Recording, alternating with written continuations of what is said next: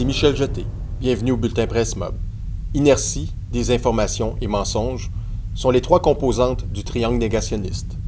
Malheureusement, pris dans un modèle économique mortifère, bon nombre d'acteurs économiques actuels appliquent les principes de ce triangle en espérant donner l'impression qu'ils mettent en place les mesures nécessaires pour contrer la crise climatique qui s'amplifie dangereusement. Mais jusqu'à maintenant, aucune mesure annoncée par quelque gouvernement que ce soit tient compte de cette urgence que représente cette crise de sécurité nationale et internationale. Il est donc essentiel que les citoyens aient les outils nécessaires pour entrer en action le plus rapidement possible. Dans cette deuxième édition, qui sera consacrée à la mobilisation abitibienne pour s'opposer au projet gazoduc, dont le pipeline passera à travers l'Abitibi pour se rendre jusqu'au Saguenay, l'écologiste et cofondateur de GMOB, André Bellil, nous fera une brève introduction à ce projet gazier. Le biophysicien, Marc Brulmans, en fera une analyse scientifique. L'ancien représentant syndical et militant d'Abitibi, Marc Nantel, discutera des stratégies et de l'influence de la compagnie gazière dans sa région. Le militant, Yvan Dobasca, nous parlera des pressions que les représentants du projet gazoduc mettent sur certains citoyens. Rodrigue Turgeon, un des militants à l'origine de la résistance face à ce projet gazier, fera l'état de la mobilisation abitibienne. Et Jacques Benoît, co-initiateur de la Déclaration d'urgence climatique et collaborateur à Presse Mob, s'adressera aux municipalités avec un groupe de citoyens en vue que celles-ci s'opposent à ce projet fort émetteur de gaz à effet de serre. Bienvenue à la deuxième édition du Bulletin Presse Mob.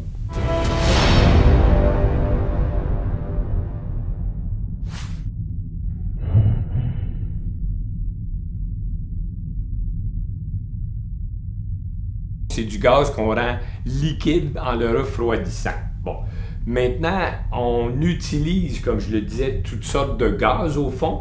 Et là, on utilise encore le nom gaz naturel, mais il y en a à peu près plus de gaz naturel conventionnel. Alors, pour être précis, on devrait parler de gaz de schiste et de gaz de procédé de raffinage de pétrole. Donc, de gaz fossile. Par contre, on peut liquéfier aussi du biométhane parce que le gaz naturel, conventionnel ou de schiste, c'est du méthane et on peut produire du biométhane avec la décomposition de la matière organique et on peut liquéfier le biométhane. Alors, il y a toute une distinction à faire entre ces différents types de gaz-là, mais le gaz naturel conventionnel, il y en a à peu près plus. Et dans les tuyaux, présentement, on a 80% ou à peu près de gaz de schiste. Et ce qui reste, la majeure partie, c'est du gaz de procédé de raffinage de pétrole. C'est la même affaire. Le gazoduc, c'est le tuyau.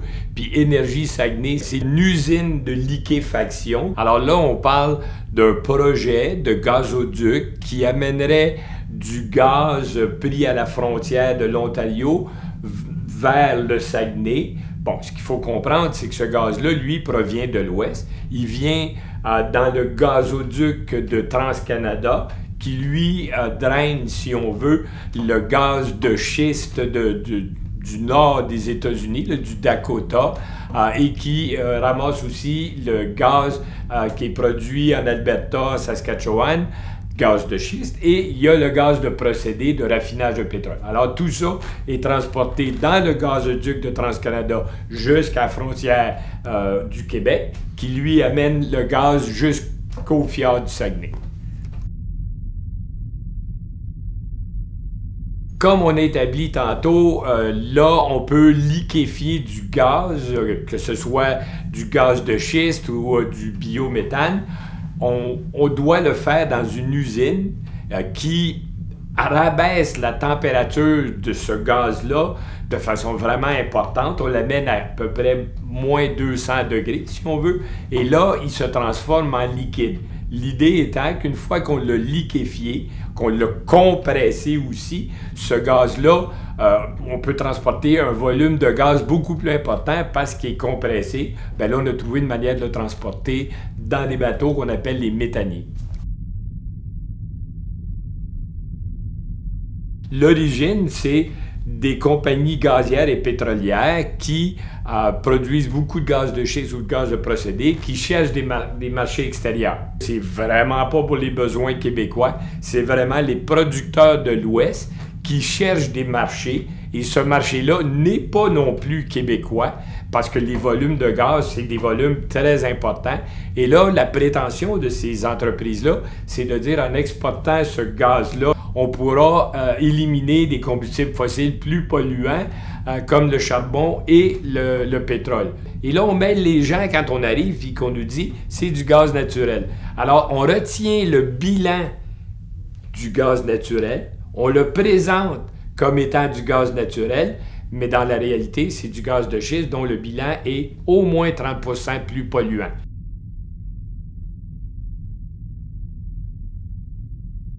Parce que l'ensemble de l'œuvre va dans le mauvais sens. Bon, premièrement, comme je le disais tantôt, on joue avec les concepts pour mêler le monde, et comme il n'y en a plus de gaz naturel conventionnel, on parle de gaz qui sont beaucoup plus polluants. Donc, il faut ajouter un 30% de plus polluant par rapport au gaz naturel, ce qu'on ne fait pas. Hein? Dans les rapports, on continue à utiliser les chiffres comme si c'était du gaz naturel conventionnel. Et là, on nous dit que c'est pour remplacer du charbon. Mais quand on fait l'équation avec le gaz de schiste en ajoutant ce 30%-là, bien, ça devient à peu près aussi polluant que le charbon. Mais c'est pas là que l'histoire arrête. Parce que là, non seulement ce gaz-là est plus polluant que le gaz naturel, donc équivalent à du charbon ou à peu près, mais là, la prétention des entreprises, c'est que ce gaz-là remplacerait du charbon ou du mazout. Mais ça, l'histoire démontre que c'est à peu près jamais arrivé. Ce qui se passe généralement, c'est qu'on ajoute cette nouvelle source d'énergie-là à celle existante. Pour être convaincant, il faudrait avoir des contrats en main qui démontrent le bilan de gaz à effet de serre d'une centrale au charbon quelque part, avec le vrai bilan de gaz, en parlant de gaz de schiste et non de gaz naturel conventionnel, et faire la comparaison. Mais on n'en a pas vu aucun de ces contrats-là, et on sait que même s'il y avait des contrats, au mieux, on changerait 4,30 sous pour une pièce en prenant des risques tout le long. Mais globalement, on a un problème puisqu'il faut sortir de la filière des combustibles fossiles. Michel Jeté pour Presse Mob. Marc Brülmans est biophysicien. Membre du collectif scientifique sur la question du gaz de schiste, ce vétéran militant parcourt le Québec depuis des décennies afin d'expliquer aux citoyens les notions fort complexes qui recoupent les enjeux énergétiques en lien avec la crise climatique. C'est en tant que scientifique que Marc a participé à la tournée Projet Énergie Saguenay et Gazoduc, Contexte et Impact. Face à la question « Est-ce que le gaz naturel provenant de la fracturation est un gaz de transition ?», ce spécialiste des questions du gaz et du pétrole fait ici la démonstration de l'impact réel qu'aura ce projet de gazoduc et met ainsi en lumière ces dangereuses contradictions économiques et environnementales.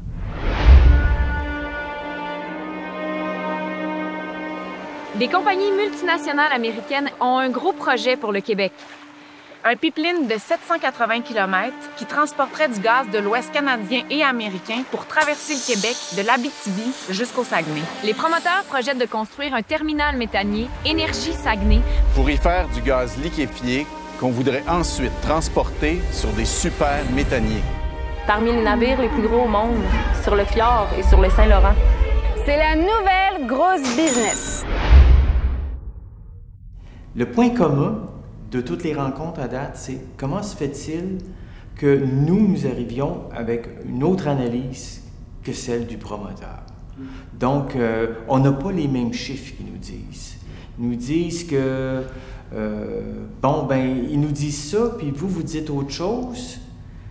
Elle est où la vérité? On voit très bien que c'est les positions canadiennes, c'est d'essayer d'exporter. Et c'est pour ça qu'on a un projet quand même très important, celui d'Énergie Saguenay, où on peut voir le premier ministre Legault en compagnie des deux investisseurs principaux de l'entreprise. Ce sont des investisseurs américains spécialisés dans le domaine de l'ingénierie et également de l'intelligence artificielle. C'est certain que eux, ils ont entendu le promoteur à plusieurs reprises ou dans leur publicité, et ils leur disent, ben écoutez, le gaz naturel, c'est mieux que le charbon, puis le mazout, puis les autres carburants fossiles. Donc, ce qu'ils nous demandent, puis est-ce que c'est vrai? Maintenant, du côté des promoteurs, que ce soit Gazoduc ou GNL Québec, c'est pas mal le même argumentaire. Donc ici, ce qui est indiqué, c'est que eux autres, ils veulent faire une usine de liquéfaction pour lutter contre les GES, les gaz à effet de serre. Deuxième chose, c'est que le promoteur, il dit, ben écoutez, de toute façon, le gaz naturel, si on l'envoie ailleurs, il va remplacer le charbon. Sauf qu'au mois de septembre dernier, il y a l'Agence canadienne d'évaluation environnementale, l'ACEE, qui a demandé à GNL Québec de démontrer que vraiment, il y aura une substitution du charbon par le gaz naturel. Parce que selon le promoteur, si on passe du charbon au gaz naturel, on va émettre moins de gaz à effet de serre. Toi, tu fais une démonstration de qu'est-ce qui ne va pas dans leur argumentaire. Il ne faut pas oublier que le gaz naturel, il n'arrive pas ici tout seul, 100% pur, comme par magie. Il faut qu'il soit extrait, il faut qu'il soit traité, on le débarrasse de ses impuretés, etc. Il faut qu'il soit acheminé. Et donc, toutes ces étapes-là font en sorte qu'il y a une partie du méthane, qui est le principal constituant du gaz naturel, qui est libérée dans l'atmosphère. Et comme le méthane, kilo pour kilo par rapport au CO2, et a un pouvoir de réchauffement planétaire plus de 30 fois plus grand que le CO2, sur 100 ans, il suffit d'en perdre 2-3% à peine, 2%, et déjà, on voit qu'on est au-delà de la soi-disant avantage du gaz naturel par rapport aux autres carburants fossiles. On voit vite que tout ce qui s'échappe sous forme de gaz naturel, de méthane, qui est un gaz qui est inodore, incolore, on voit rapidement que ça équivaut à de la combustion de très grande quantité de gaz. Donc, c'est pour ça que la question des émissions fugitives, comme on entend parler souvent, ça commence à prendre le devant de la scène. Depuis longtemps, on sait que s'il y en avait un certain pourcentage d'émissions fugitives, qu'on perd l'avantage. Donc, il faut maintenant essayer de le mesurer, ce taux d'émissions fugitives. Et du début à la fin du processus. Un chercheur de Cornell University, il y a quelques semaines, a déterminé que le taux de fuite global de la filière, principalement de gaz de shale, c'est de 3,5 %. Donc, ça excède le taux limite ou le seuil pour lequel on pourrait considérer que le gaz est meilleur que le charbon. Le taux de fuite dans la filière est de 3,5 %. Donc 3,5 %, c'est au-delà de ce qu'il faudrait pour considérer le gaz naturel comme avantageux par rapport aux autres. Donc, pas de gain du tout par rapport au charbon. Alors, pourquoi substituer le charbon par du gaz naturel? Alors, que dit Énergie Saguenay? Énergie Saguenay a été un petit peu piqué au vif par un article d'Alexandre Shields dans Le Devoir, il y a quelques mois, qui disait que, bon, il y aurait 8 millions de tonnes de gaz à effet de serre qui seraient générées par le projet. Évidemment, ils ont répondu, oui, mais c'est pas Énergie Saguenay, c'est tout ce qui se passe avant. C'est lors de l'étape de l'extraction du gaz naturel et son transport. Mais si on tient compte des émissions avant que le gaz arrive, parce qu'il faut le produire, ce gaz-là, là, on s'est rapproché beaucoup plus de 7 et 8 mégatonnes. Là, on est arrivé dans les mégatonnes. Mais c'est pas tout. Le gros de l'impact climatique de cette usine-là, c'est après, une fois que ça va sortir de l'usine par des méthaniers, que ça va atteindre les marchés, les acheteurs, eh bien, ces gens-là, qu'est-ce qu'ils vont faire avec le gaz naturel qu'ils vont regazéifier? Ils vont l'utiliser dans des centrales électriques, selon toute apparence. Ils vont l'utiliser pour transporter des véhicules, etc. Donc, on peut voir qu'il va de nouveau être brûlé et transformé en CO2. Et là, on ne parle plus de 7-8 mégatonnes, on parle plutôt de 35-40 mégatonnes minimum. Et quand on tient compte des fuites, encore là, sur toute la filière qui se rallonge en quelque sorte, eh bien, on rajoute encore pas loin de 5, 6, 7 mégatonnes. Et quand est-ce qu'on a réussi à diminuer nos émissions de CO2, de gaz à effet de serre? C'est pas arrivé souvent. Ici, c'est la progression de la quantité de CO2 qu'on émet en fonction du temps. Et puis, on peut voir que oui, il y a eu la Grande Dépression. Et en 1933, on a eu une chute de l'économie de l'ordre de 4 %, une récession importante. À la fin de la Deuxième Guerre mondiale, en 1945, les économies étaient en piteux état à l'échelle planétaire, et là aussi, on a eu une chute de l'ordre de 4 %. Mais ce sont les deux seuls moments où nos émissions ont décru de 4 %. Donc, on a eu évidemment des soubresauts, mais c'est simplement pour vous indiquer que pour réduire des émissions de l'ordre de 10 % par année, il faut s'y prendre de bonne heure. Il faut être drôlement organisé et il faut que tout le monde soit volontaire. Il y a des liens directs entre la consommation de CO2 qu'on fait et notre économie, notre PIB. Donc, si on veut réduire notre PIB, c'est comme s'il disait, il faut vraiment que notre climat aille mal. On ne peut pas à la fois gagner sur le plan d'économie et sur le plan climatique. C'est impossible à résoudre cette équation-là, puisqu'il y a notre économie carbure avec les énergies fossiles. Donc, pour diminuer nos émissions, il va vraiment imaginer une nouvelle économie.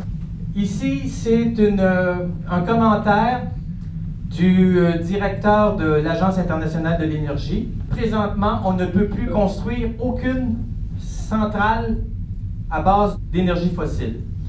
Pas de nouvelles autos avec moteur thermique, pas de nouvelles usines. Et celles que nous avons, les centrales, les voitures, tout ça, nous allons devoir les fermer. Donc, quand on voit quelqu'un dont son métier, c'est de côtoyer les grands du gaz, du pétrole, etc., eh bien là, il se rend compte que là, on n'a plus de temps. L'économie telle qu'on la perçoit, là, il faut qu'on revienne à d'autres bases. Il faut raisonner autrement. Le PIB, il ne faut plus que ce soit le but ultime de la croissance, etc., à tout prix. Il va falloir qu'on raisonne beaucoup plus en termes de sobriété énergétique et puis d'avoir des nouveaux modes de fonctionnement. C'est que le climat, au lieu de se refroidir, tel que ça aurait dû être le cas s'il n'y avait pas eu l'activité humaine, il se réchauffe. Mais il se réchauffe 170 fois plus vite que la vitesse normale, si on peut dire, de refroidissement. Donc, on le sait que la crise climatique exige que l'on diminue drastiquement nos émissions de CO2. Alors, il est temps d'arrêter d'infantiliser les gens et leur dire vraiment ce qui les attend. Et essayer de leur dire ce qu'il faut faire sans, je dirais, là, arriver avec toutes sortes d'idées comme ça, sans avoir réfléchi convenablement à la question.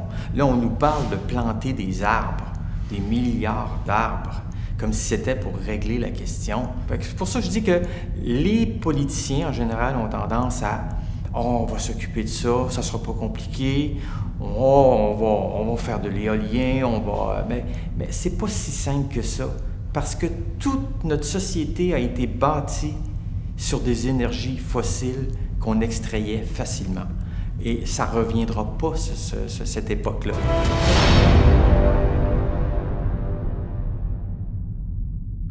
Normand Baudet pour Presse-Mob. On va voir une entrevue de M. Marc Nantel, qui fait partie de l'organisation Revimap, qui est une organisation qui mobilise les citoyens en Abitibi-Témiscamingue. Maintenant, il va nous parler, lui, du projet Gazoduc, qui est un projet d'acheminement de gaz naturel sur son territoire. Et lui s'implique au niveau de la mobilisation citoyenne et trouve que l'industrie actuellement essaye de vendre ce projet-là, qui est un projet de la vieille économie. En fait, on est rendu à un point de non-retour, c'est-à-dire qu'on ne peut plus se permettre maintenant d'accepter quel que soit un projet là, qui ajoute dans l'atmosphère des gaz à effet de serre. Je pense qu'on est rendu à un point de non-retour. Il va falloir changer notre façon là, de développer au niveau économique nos stratégies. Tout projet là, qui nécessite là, d'utiliser de l'essence, du pétrole, du diesel, du gaz naturel, tous ces projets-là devraient minimalement là, être mis de côté puis de trouver une solution de rechange. Là, on parle là, d'utiliser des ressources alternatives là, renouvelables, mais je vous dirais que je suis rendu peut-être un petit peu plus loin que le renouveler avec des composantes moins polluantes. Moi, je suis dans le sens de dire on doit réduire. Parce qu'il y a deux phénomènes. Un, notre production augmentant, ça donne un effet, mais la population aussi est grandissante. Alors donc, on ne peut plus se permettre de dire on va juste trouver une façon de faire la même chose, puis de le faire de façon moins polluante. Il va falloir réduire et le réduire de façon assez importante. J'ai été estomaqué de voir qu'on était pris avec un nouveau projet, puis un projet au niveau gazoduc. Jamais j'aurais pensé que ça nous arriverait, nous, dans notre région. Je vais vous dire, la première réaction que j'ai eue, c'est bon, ils ont eu de la misère à passer dans les grands centres urbains. On va s'organiser d'aller dans un coin de pays où il n'y a pas grand monde, puis il n'y aura pas de résistance. Donc ça, c'est vraiment un des éléments là, qui m'a vraiment est venu me chercher. L'idée au départ, c'était de voir quel était le projet. La compagnie est venue, elle a rencontré les grands groupes. Hein. On a parlé des chambres de commerce, des groupes ciblés, elle les a invités. C'est présenté de façon édulcorée. C'est-à-dire que c'est présenté comme un projet vert, que c'est un projet qui est sans conséquence, qu'il n'y a aucun problème, c'est pas comme tel autre projet ou tel autre projet, et puis vous comprendrez que nous, on va faire mieux que les autres. Alors c'est vraiment le discours 101. Si vous allez dans tous les projets, dans mon cas c'est des projets miniers, tous les ingénieurs miniers, tous les responsables, quand ils me rencontrent, utilisent ce même discours-là. Dans le cas de GNL, je veux dire, c'était trop gros, là. C'est que tout le monde sait qu'en production d'un gaz naturel, au départ, lorsqu'on fait de l'excavation, lorsqu'on fait du drillage, automatiquement, pour pouvoir aller chercher ce gaz-là, il y a des gaz qui émanent de ça, du méthane. On parle de 84 fois plus que le CO2. Ça, c'est à la source. Puis on sait ensuite qu'il y a plusieurs milliers de kilomètres à se rendre jusqu'au Saguenay. On sait qu'il va y avoir des fuites, peut-être pas au début parce que le tuyau est en bon état. Mais dans 10, 15, 20 ans, 30 ans, lorsque ce tuyau va avoir usé, bien, on va se retrouver avec des fuites tout le long. Ça, on ne nous présente pas ça. On nous dit qu'il n'y a pas de problème, il n'y a pas de danger. Et puis après ça, on va dire, on arrive au Saguenay, puis on va le mettre au niveau liquide, puis ça va aller par bateau. Et la cerise sur le sundae, on nous dit que ce projet-là est tellement écologique que les compagnies qui vont acheter en Asie ou en Europe vont fermer finalement leurs usines de charbon, ils vont fermer leurs usines qui produisent avec soit du diesel ou d'autres produits qui sont polluants, ils vont mettre ça de côté, ils vont tout remplacer ça pour le gaz naturel, pour nous faire un grand plaisir, pour nous dire, regardez, là, on va s'en servir parce que ça réduit les gaz à effet de serre. Alors, ce discours que la compagnie est venue a été appuyé par des compagnies qui sont spécialisées au niveau de la communication. Il faut comprendre que ce n'est pas la compagnie même qui vient. Ils ont sous-traité des compagnies qui sont vraiment dans le domaine de la conviction, de t'amener des arguments qui vont faire qu'on va calmer ton hantise. Alors, c'est comme ça que la compagnie est rentrée dans le milieu en Abitibi pour l'instant. Si on se concentre sur le territoire abitibien, c'est quoi les dangers que représente ce gazoduc-là qui va carrément traverser tout le territoire, là? En fait, il y a plusieurs niveaux. Je vous ai mentionné là, tout à l'heure que le grand danger, c'est dans les changements climatiques.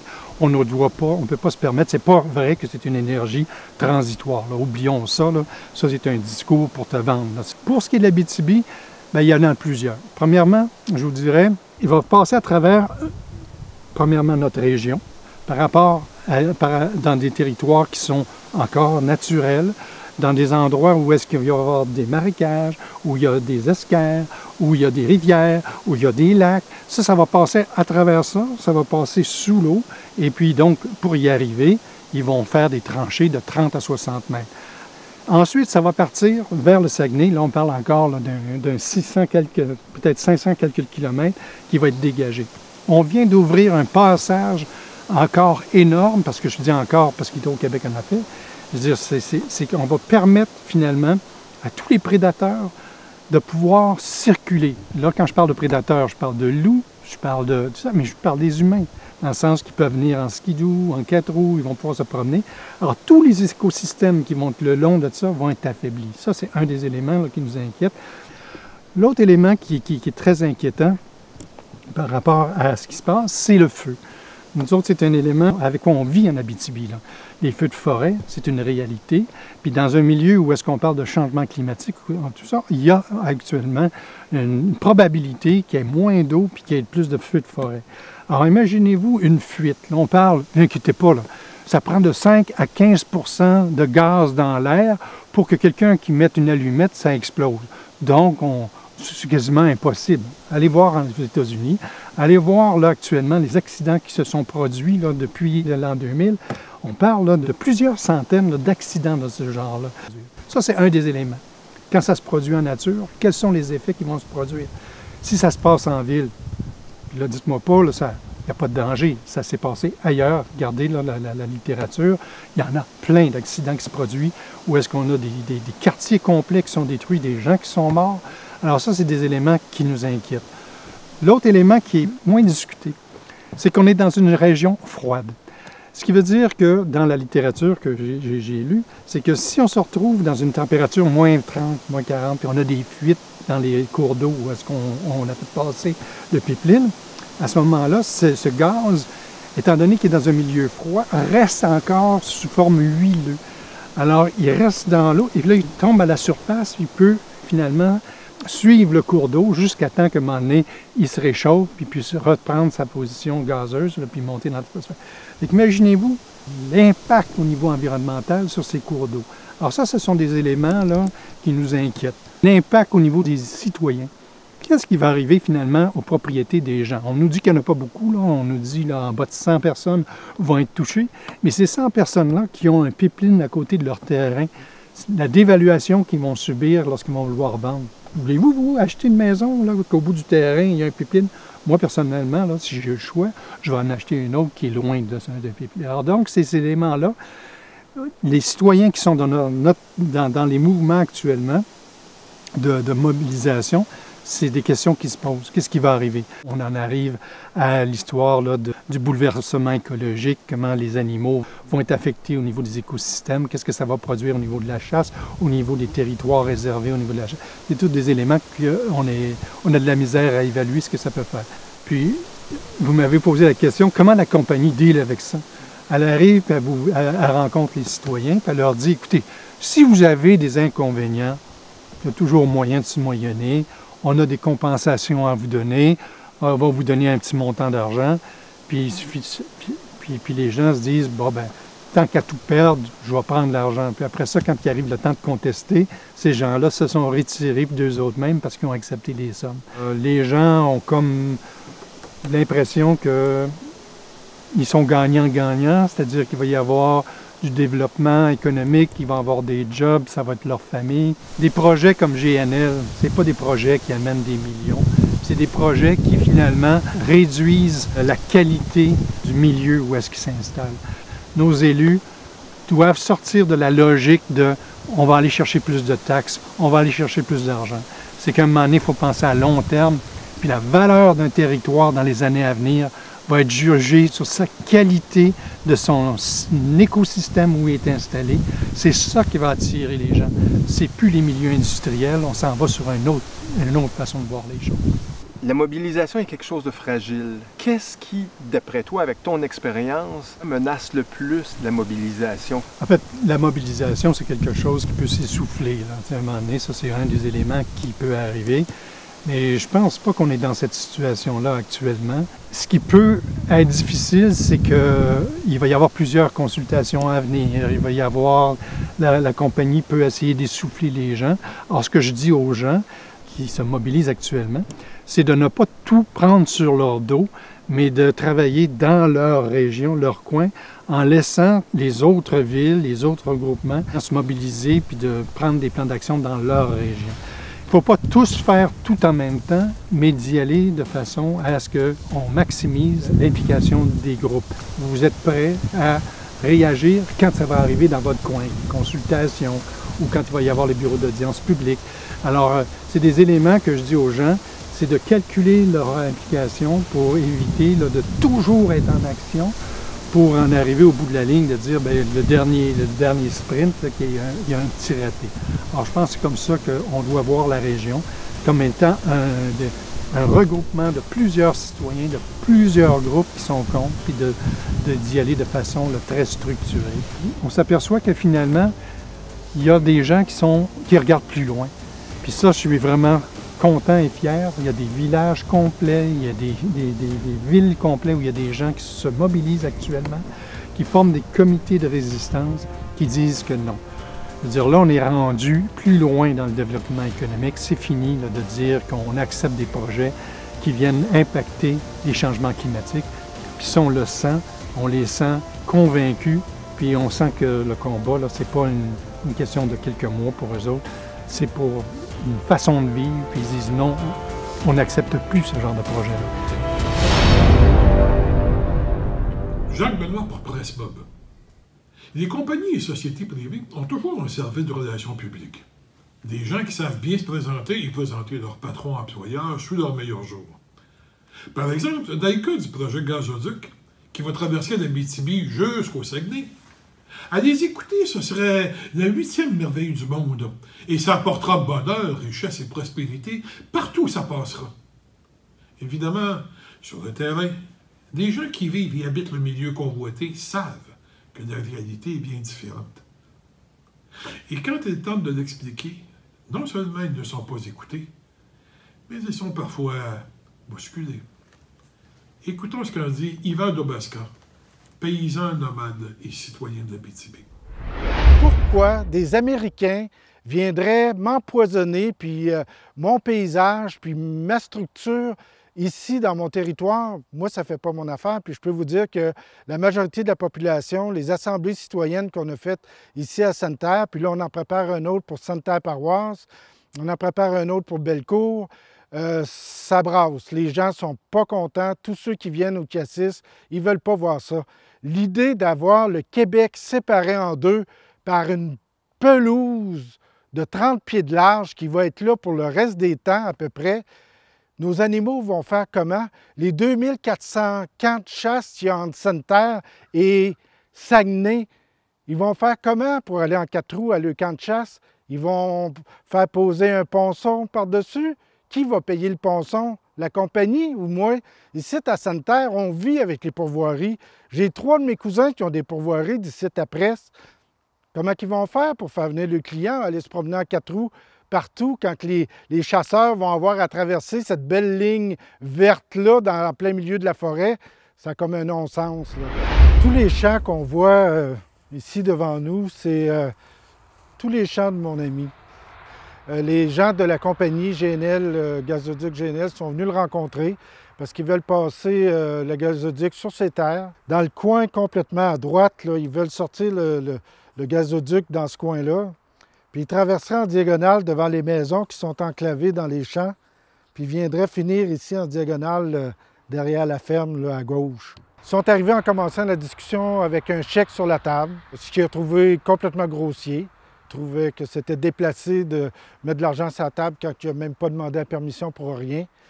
Et puis, ils ont discuté un peu de qu'est-ce qu'il allait faire. Il a expliqué le projet. Lui, il avait des grandes réticences. Il ne voyait pas du tout l'utilité d'un gazoduc dans la région. Et puis, la compagnie était mettait beaucoup de pression sur lui en disant que c'était seulement une permission pour passer pour 2 ans, pour aller prendre l'échantillon de la faune, de la flore. Ça l'inquiétait beaucoup, parce qu'il y a beaucoup de petits-enfants. Ils ne voulaient vraiment pas voir le jour de ça sur ces terres. Ils cultivent des terres biologiques ici en région, qui sont un centre migratoire très important parce qu'il y a beaucoup de grains, c'est un producteur de grains. Durant la discussion, ils sentaient le ton monter, puis la possibilité qu'on va le faire pareil de toute façon. Le gouvernement va nous donner la permission de passer, puis l'argent, ben, tu ne l'auras pas pris, c'est bien tant pis pour toi. Là. À mesure qu'ils voyaient qu'ils n'étaient pas intéressés à voir un pipeline passer sur ces terres, eux autres, ils ont commencé à voir que là, il faudrait qu'ils mettent de la pression. C'est évident qu'il n'était plus là en ami, il était là en businessman, puis il était là pour le faire signer. Les contrats étaient déjà prêts avec le chèque qui était sur la table. puis la discussion était très forte. Ça a fini presque en claquant en porte en disant « bon, on ne te reverra plus ». C'était clair là, que la compagnie, quand il a dit « tu ne nous reverras plus », c'est autrement dit, tu viens de laisser passer l'occasion du chèque qu'on te présente dans les mains, puis les prochaines décisions, ils vont se prendre sans toi. Il s'est senti méprisé, en tout cas, dans son droit terrien. C'est sa ferme depuis 3 générations ici. C'est ses grands-parents qui l'ont défriché. Son père l'a toujours eu, qui a été bien impliqué socialement et politiquement dans notre paroisse depuis très longtemps. Et puis là, on venait y dire que les droits sur sa terre, puis sur ses beaux champs de culture, ça ne valait pas rien d'autre qu'un petit 1000 $ là, puis un peu plus. Et le pipeline traverserait l'ensemble de ses terres. C'est une grande partie parce qu'il les coupe presque en diagonale. Il doit traverser ces champs-là avec sa machinerie agricole, veut pas. Des gros tracteurs là, pour ramasser le grain, là, les moissonneuses-batteuses. Il va faire quoi? Des passerelles pour passer par-dessus chaque fois qu'il veut changer de planche de grain? Ça se peut quasiment pas. Il va passer directement par-dessus avec tous les risques que ça comporte. Ils sont venus lui raconter que des dangers, il n'y en avait pas. Puis pour ses petits-enfants, il n'avait pas non plus. Ça valait même pas la peine d'en parler. De toute façon, le gazoduc était bâti pour 300 ans au moins. Là, on est en Abitibi. En Abitibi, là, c'est pas le Texas. On est sur la glaise. Tous les champs ici de mon ami, là, c'est tout de l'argile pure. À 1 mètre sous terre. Qu'est-ce que vous pensez qui arrive au gel puis au dégel? Il n'y a pas rien qui résiste à ça. Nos tuyaux, on a de la misère à enterrer nos tuyaux d'eau à 6 pieds pour pas qu'ils gèlent l'hiver. Il ne faut pas que les voitures passent dessus ni rien. Puis eux autres, ils vont nous faire croire que ça ne va pas briser, ça ne va pas traverser nos rivières puis nos champs, puis ça ne travaillera pas l'hiver, eux autres, là. C'est incroyable. On a fait des assemblées citoyennes qui ont été... qui ont fait suite aux démarches de la compagnie un peu déplaisantes d'inviter les gens au Forestel à Val-d'Or, d'aller voir des beaux petits kiosques comme si ils allaient nous vendre des produits du marché public le dimanche. Mais là, ils nous vendaient le salade, là. Mais quand on posait des questions privées, là, il n'était plus question d'avoir des réponses, il n'y en avait pas. Alors, on a décidé de se mobiliser puis d'aller poser les questions au ministère de l'Environnement, Ressources naturelles, Énergie et Ressources Canada. Moi, je conseille pour l'Abitibi vraiment la page de Facebook de Gazoduc Parlons-en. Parce que les événements publics sont annoncés, là. Alors, c'est une très bonne manière de suivre un peu ce qui se passe, puis de venir aux assemblées publiques quand on annonce une, et surtout d'aller poser vos questions à vos conseils municipaux. Allez à tous vos conseils municipaux le mois prochain, dans 6 mois, dans 1 an, puis continuez à le demander, c'est quoi la position de la municipalité sur ce projet-là? Est-ce que vous allez laisser passer ça ou vous allez vous opposer? C'est votre droit de citoyen, c'est notre droit de poser la question. On vous a élus pour nous protéger. On vous demande qu'est-ce que vous allez faire, puis qu'est-ce que vous allez en tirer? Pourquoi vous diriez oui?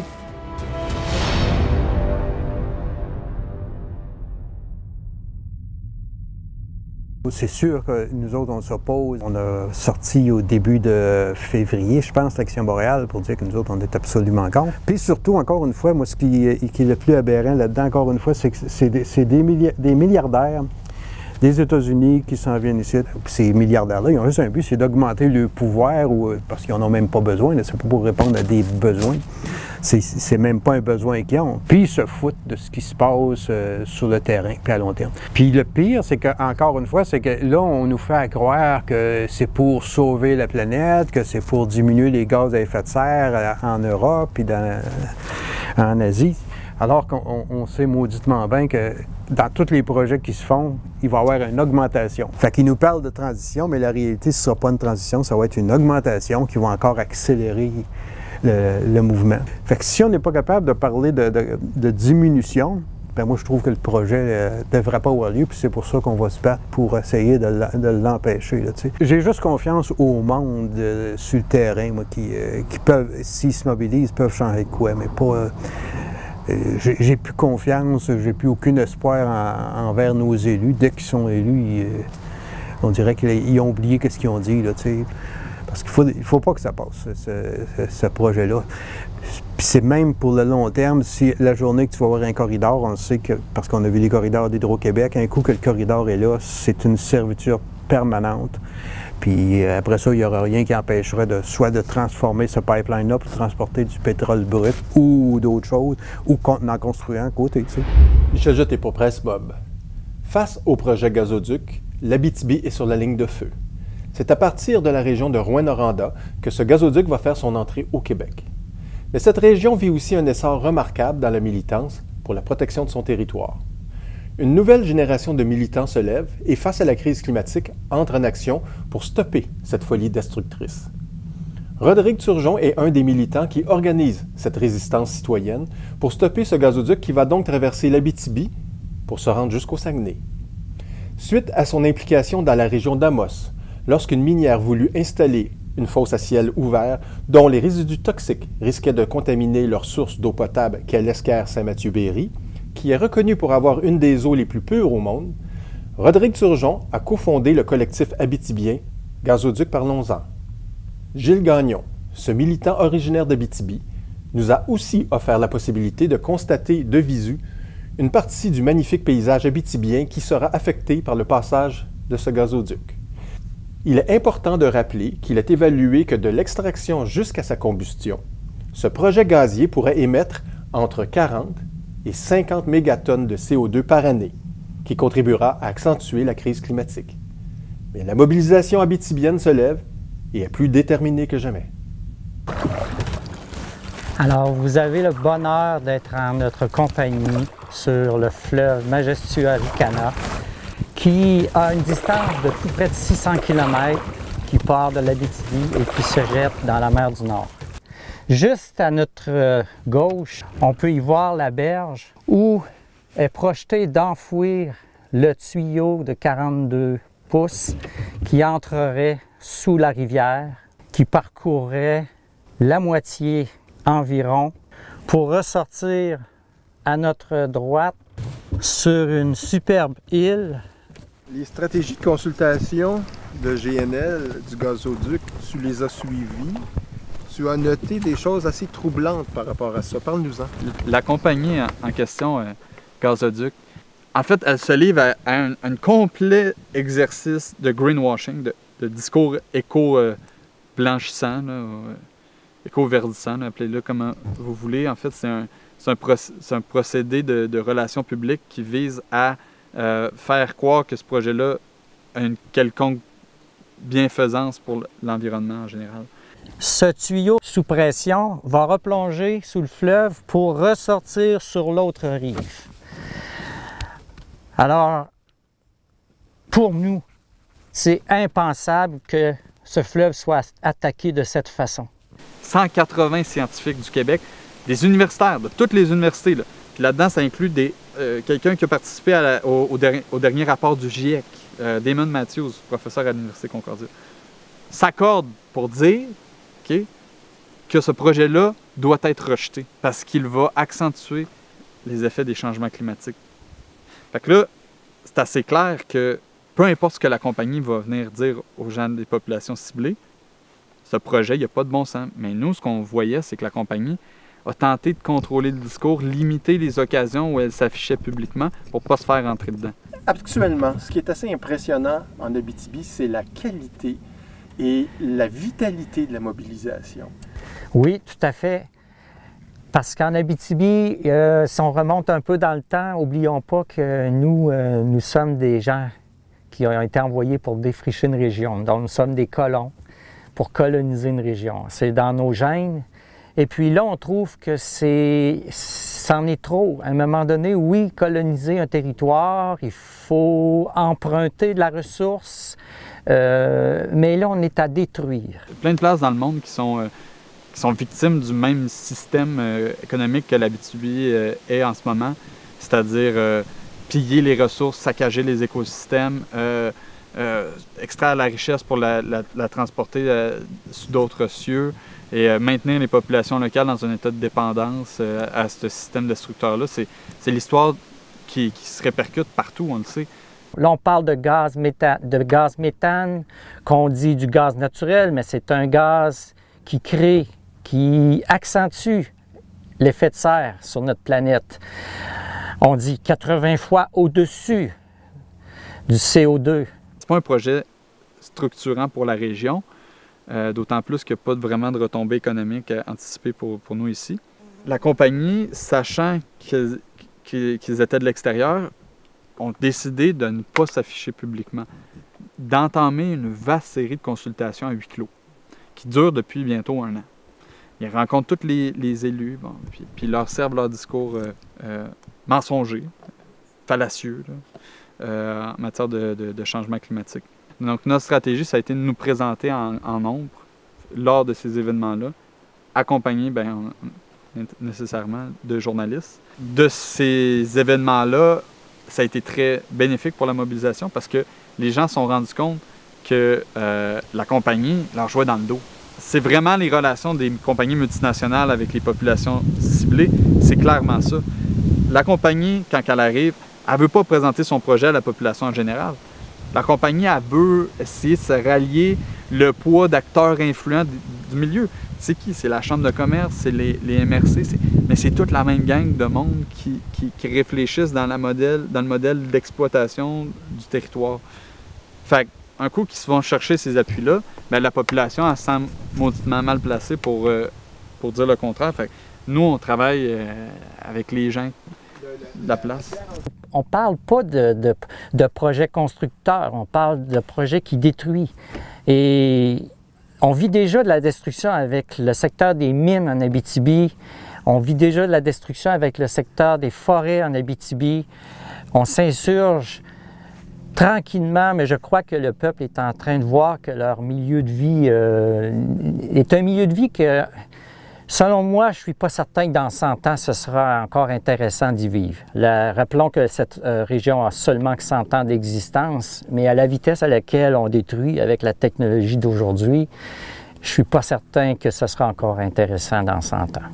Les conséquences climatiques, écologiques, environnementales associées à ce modèle-là sont graves, certainement. Mais pour arriver à renverser la situation, il faut que ça vienne aussi d'un soulèvement social, on n'a pas le choix, qui soit exercé d'une manière ou une autre. L'avenir nous le dira, on n'a pas le choix. Il n'y a pas d'autres avenues qu'un renversement de régime à venir. Cependant, c'est à la société de décider dans quel cadre ça va s'exercer. Moi, la violence qui est subie en ce moment, c'est d'une grande tristesse parce que les gens ont l'impression qu'ils en bénéficient, mais moi, c'est ce qui m'attriste le plus. Puis j'ai hâte qu'on en vienne à un moment où, d'un commun accord, on se dise, hey, dans l'histoire de l'humanité, ça, c'était peut-être pas nos meilleures décennies. On essaie-tu de voir comment on pourrait faire ça autrement? Les gens doivent s'impliquer. Ce n'est pas en étant assis à la maison et en discutant au salon qu'il faut penser que les gens vont faire à leur place, vont les protéger. Non, il y a des gens qui attendent d'exploiter ce territoire et si les gens ne se mobilisent pas, sortent pas de la maison, ne répondent pas aux appels lorsqu'ils sont lancés pour aller dans la rue ou pour dire à notre gouvernement « c'est chez nous, on veut garder notre chez nous », ce n'est pas un territoire à vendre, l'Abitibi. Donc, il faut faire pour le protéger. Arrêtons de penser que les autres vont le faire pour nous autres. C'est pas vrai. Les autres ne rêvent que de transformer tout ce qu'il y a ici en argent. C'est plate à dire là, pour les gens de Gazoduc, mais on vous a ciblé comme l'ennemi numéro 1 de la région. Puis on va continuer dans ce sens-là. Fait qu'on va accentuer la mobilisation. On va multiplier les rencontres avec la population, les séances d'information, puis on va tout faire pour que la vérité se sache, puis que le vrai débat sur les vrais enjeux, autant environnementaux que sociaux, soit dit, mais ça va être la première étape.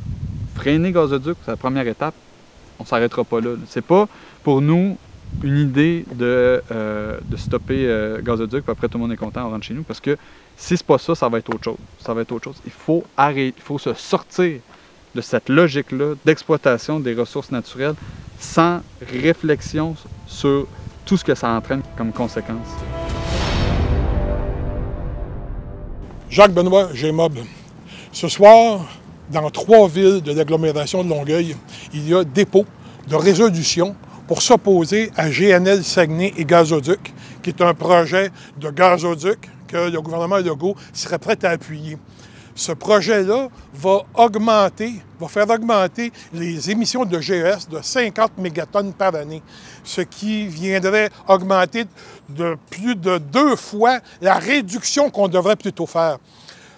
Donc, ce soir, ici à Saint-Bruno, à Boucherville et à Longueuil, une résolution la même est déposée pour s'opposer à ce gazoduc-là. Évidemment, ici à Saint-Bruno, il y a une bébête de particulière, c'est que moi, je dépose en même temps les CEDUC parce qu'il faut aller plus loin que de s'opposer aux énergies fossiles. Il faut changer l'ensemble de nos façons de faire pour répondre à nos besoins de la société parce que c'est ça qui nous a conduits là où on en est. Donc, ce soir, Saint-Bruno, la résolution et des CEDUC, Boucherville et Longueuil, la résolution.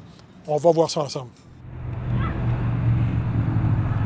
Ben moi, ce que je comprends, c'est que l'émission de gaz à effet de serre annuelle causée par le projet GNL, que ce soit du début d'extraction jusqu'à l'utilisation du gaz, ben, si je me rappelle bien, c'est autant de production de gaz à effet de serre annuel que l'objectif qu'on a de réduction pour 2030, je me souviens bien. À la gravité de l'urgence où on est, il faut que les citoyens s'impliquent. Il faut qu'on fasse quelque chose parce que c'est avec nous que ça va partir plus. Parce qu'il ne faut pas attendre que le gouvernement décide là, les choses. Premièrement, c'est pas naturel pour moi du tout. Là. Je suis très, très loin de mes pantoufles à ce soir. Et puis, donc, ce qui m'a amené, c'est la compréhension que j'ai fini par avoir de l'urgence climatique, l'avenir de mes enfants, l'avenir de tous les jeunes qui nous suivent, que je pense qu'il est sérieusement à risque.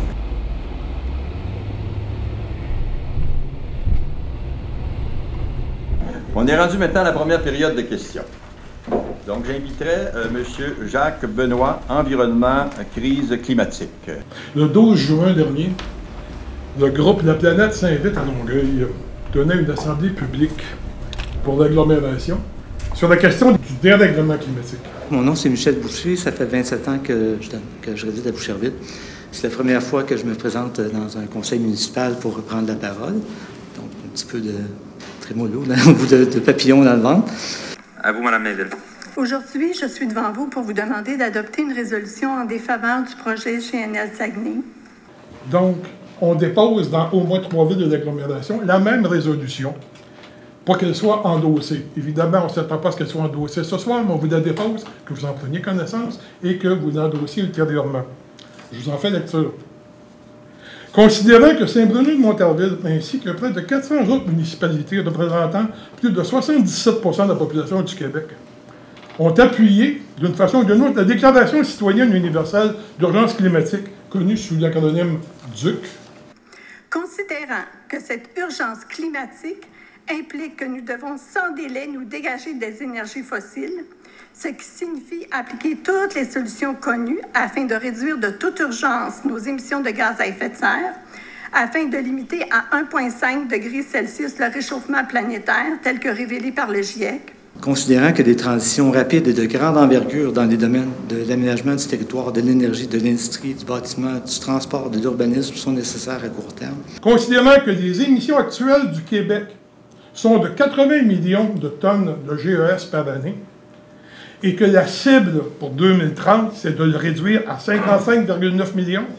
Considérant que le projet GNL Saguenay fera en sorte que, annuellement, de l'extraction à l'utilisation du gaz naturel, plus de 50 millions de tonnes de nouveaux GES seront libérés dans l'atmosphère, accentuant ainsi la crise climatique.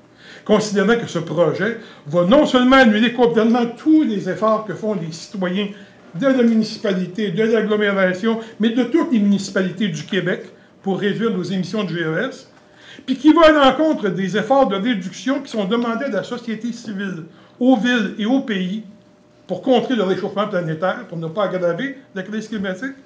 Considérant que la mobilisation citoyenne grandissante contre ce projet, nous demandons à la Ville de Longueuil. Nous demandons à la municipalité de Boucherville.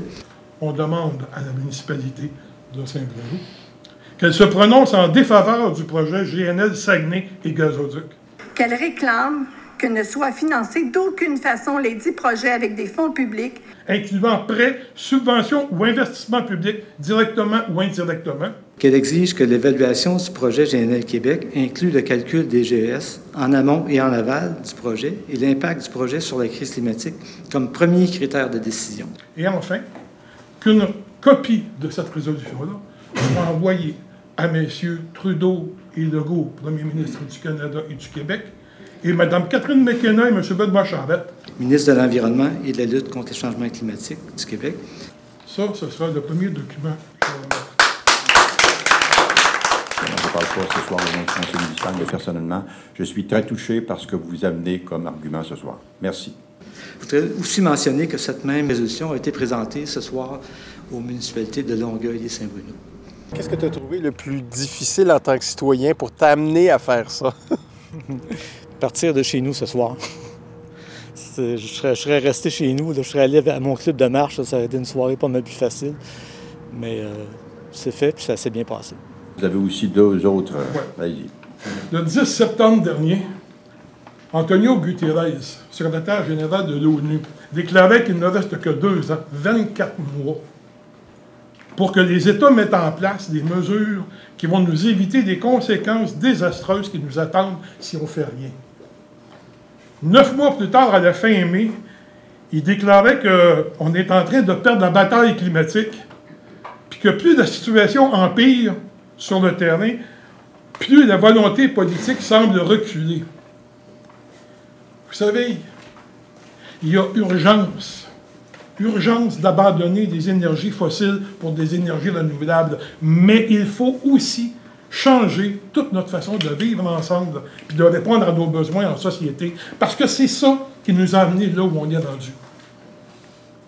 Les initiateurs de la DUC, on a identifié 9 chantiers, des chantiers urgents de transformation et de réduction, puis 2 chantiers de résilience pour aider à régler les problèmes, les enjeux climatiques, puis répondre à l'urgence de sécurité qui se pose à nos communautés.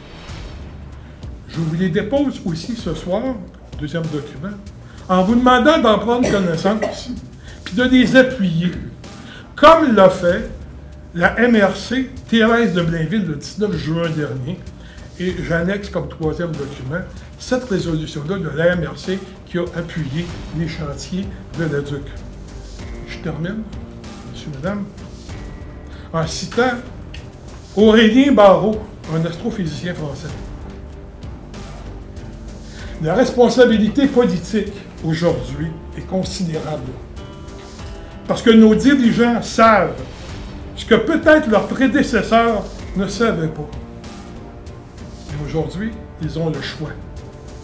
Soit ils seront les pires traîtres de l'histoire de l'humanité, soit ils seront les premiers héros qui ont effectivement tenté de s'emparer de ce problème et de le résoudre. Alors, messieurs, mesdames, je vous le demande, nous vous le demandons ardemment, comme gouvernement de proximité, soyez nos héros, s'il vous plaît. Merci. Merci, monsieur.